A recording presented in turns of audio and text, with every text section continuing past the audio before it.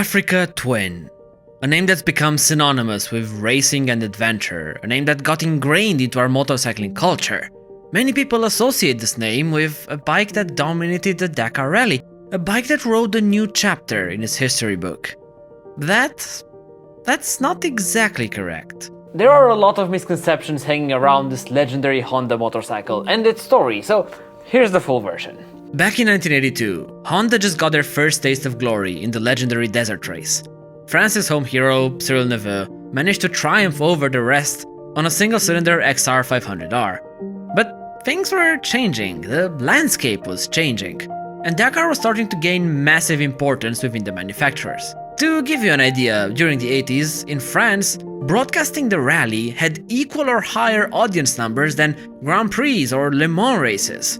It was big, to say the least. During those times, there were a bunch of manufacturers that were all aiming towards the crown. You had BMW with their HPNs, powerful machines but big and sluggish to turn. Then you had Yamaha, who was just realizing their little thumpers were losing ground due to a lack of power.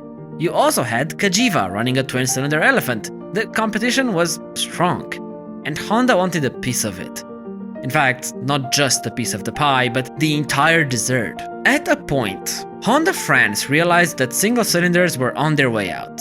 For them, it was clear that the only way forward was by adding more power, and that just couldn't be done on single-cylinder motorcycles. But for them alone, undertaking a project of this scale would have been challenging, so they managed to convince HRC, Honda's racing corporation, to start an official program with one goal in mind: creating a machine that's capable of winning the Dakar.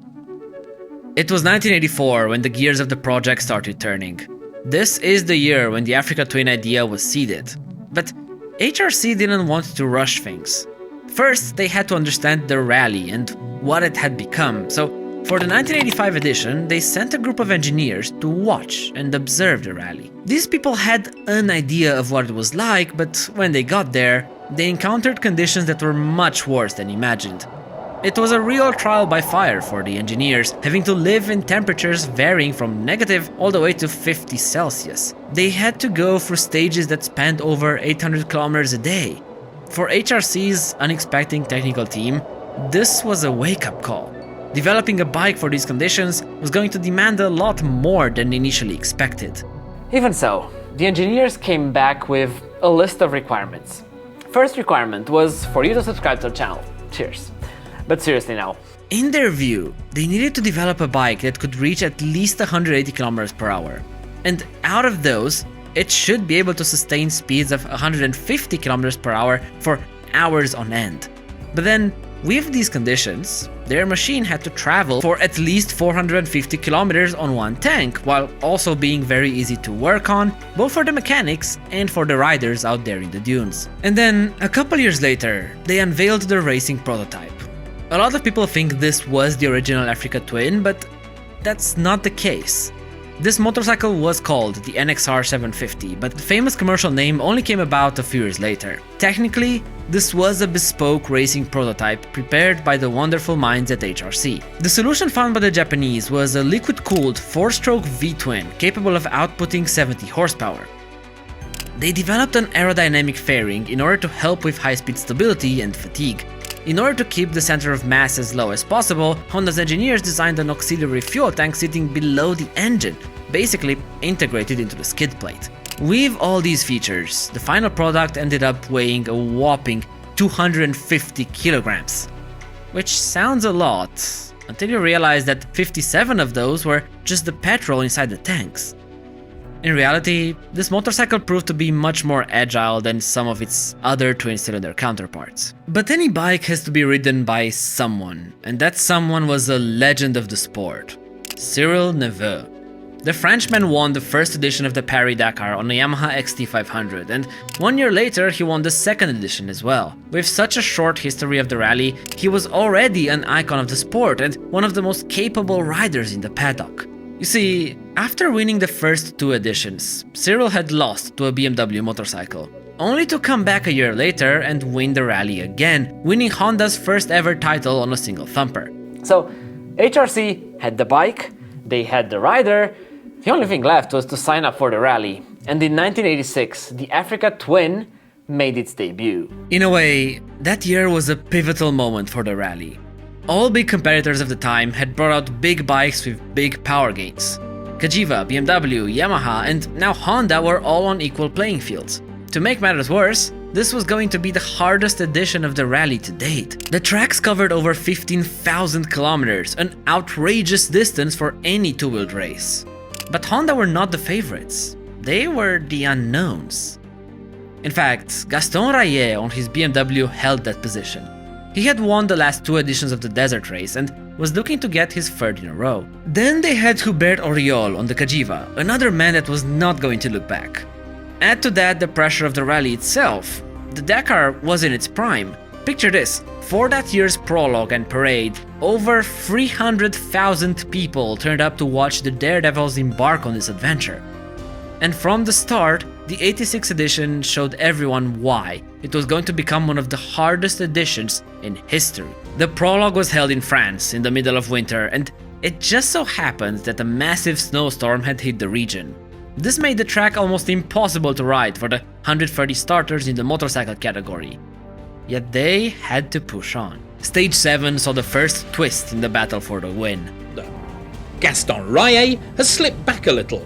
He's 11th, just behind teammate Eddie Ho after 3 punctures, a heavy fall and mechanical problems. Gaston Rayet crashed and broke 6 ribs and his collarbone. You'd think this was the end for the Belgian, but far from it. He stood back up and kept on riding in spite of his injuries. He was determined to get that third win. Not long after, Cagiva's Hubert Auriol also forcefully dismounted his motorcycle. He was okay, but his bike, not so much. Auriol lost over an hour trying to restart the machine and had a lot of time to catch up. After 14 days of rallying, only 44 bikes were left in the race out of the 130 that were present at the start line. As the end was approaching, Gaston managed to pick up another 2 punctures and some gearbox issues, delaying his progress and earning him a 10-hour penalty. For all intents and purposes, this was the end of the challenge for BMW's contender. After 3 weeks of non-stop racing, only 29 motorcycles were left of the pack. You might have noticed I haven't mentioned the Honda or Cyril much, because in the grand scheme of things, there wasn't much to mention. He rode a great, consistent race. He wasn't the fastest on all stages, but Cyril was up there every single day. And in one of Dakar's most extreme editions, that proved to be the real key to success. In 1986, on their debut, Cyril Neveu won the rally on board his Honda. To make things better for the team, the runner-up was also a Honda rider. That year, the HRC team showed what they were capable of on their first real participation. In fact, looking back, this victory marked the last time BMW would have any hopes of their boxer twins winning the rally. You'd expect celebrations to be out of this world, yet the reality was different. That year's Dakar had one more card to show, a tragic one this time. On the last day, it's easy to step back and relax. You've done it, you're almost there. But this time, almost wasn't enough. Tragedy strikes again. Italian rider Gianpaolo Marinoni falls and is fatally injured right on the last day. Gianpaolo Marinoni, Cagiva test rider, was riding alongside the track with just 40 kilometers left of the 15,000 total. Suddenly, he lost control of his motorcycle and crashed into the sand. Unfortunately, the Italian lost his life, minutes away from the finish line. And that was not the only tragedy of the year, with another car driver losing his life during the rally, and even more, with the helicopter crash that ended the life of Thierry Sabine, Dakar's founder, and the other 4 people. Look, for Honda, this was an incredible success story, but one that nobody could enjoy much, given this was one of the deadliest years in Dakar's history. A year to be remembered, but forgotten at the same time. This NXR prototype was obviously a furious weapon for Honda, but it wasn't their first attempt at dipping their toes in the water. No, the Japanese had tried something else before, the XLV 750. Popping up in '83, this was one of the first dual sports to feature a twin-cylinder engine, definitely a first for Honda. With the designation RD01, it does technically belong to a family of dual sports like the Dominator and Africa Twins. The problem was, this came out more of a touring scrambler than an actual adventure machine.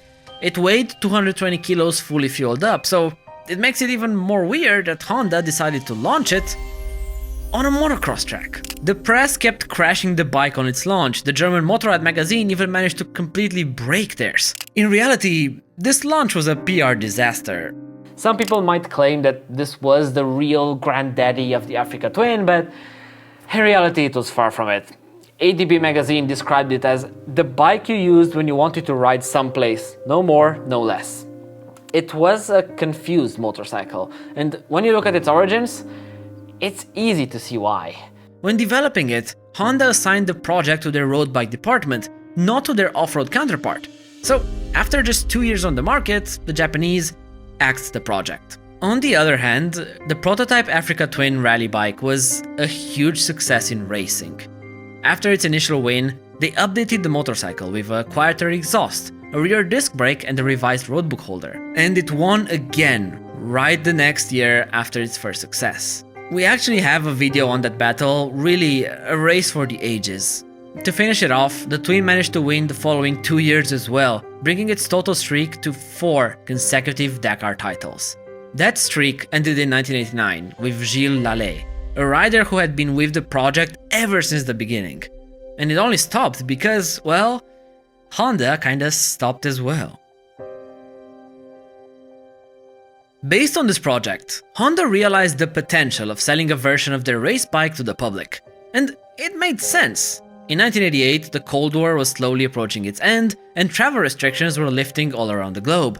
It was a time when people got inspired by the adventure side of Dakar and started using their bikes to travel all around the continent and beyond. A time when the demand for adventure motorcycles was high, yet the offering was still in its infancy. And so, in 1989, the real Africa Twin was born. This first iteration was arguably the best one. It was supposed to be their NXR prototype with a slightly detuned engine. In charge of it was Tomonon Moji, designer who was part of the development of the original Dakar bike. He wanted this latest creation to resemble the race machine as much as possible. That's why it retained the twin aluminium radiators, the mesh headlight guard and fairing quick release clips. And even better, this original production Africa Twin was actually not made by Honda. It was produced by HRC, Honda's racing corporation. Look, back then, they already had the Transalp, but its image was that of a soft cruiser more than anything. Cross the Alps and stop at the beach, that's what the Transalp was for. And Honda wanted a machine that had a more rough, off-road focused image.